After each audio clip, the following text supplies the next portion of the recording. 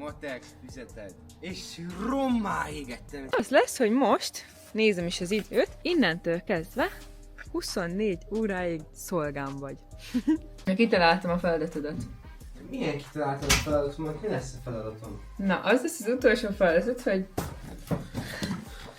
Látod, hogy ez mi? Igen, matematika. Na, a lényeg az, hogy van egy-kettő feladat, amit meg kéne csinálni, 3, 4... Édes Isten. Na mindegy, és annyi lenne a lényeg, hogy Mert kell ez nekem nincs megcsinálni. kedvem. Mert nekem ez nincsen kedvem. A lényeg az, hogy függvények. Figyelj, itt a matek Majd nekem füzetem. ehhez nincsen kedv. Itt a füzetem, csak valahogy úgy írj, hogy mintha én csináltam volna. Szóval itt van, ezt a feladatot kell, ezt és az utolsót itt.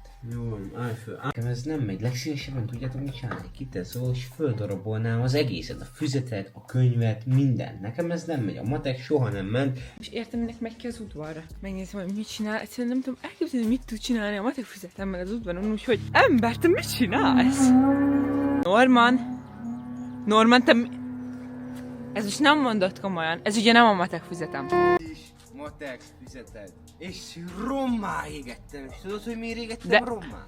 Azért, mert nem tudom a matekot, és neked soha többet nem leszik a csicskád, jó? Ember, de te most úgy őszintén normális vagy. Hogy az Minden agyam matek helyéről. dolog ebbe az egy darab Lerohadt füzetbe az volt agyam a leírva. helyéről! Feje... Lerohadt az agyam! Most hogy pótolom be az egész éves anyagot, amit eddig vettünk? Nagyon elegem van belőle, hogy rá semmit nem lehet rád bízni.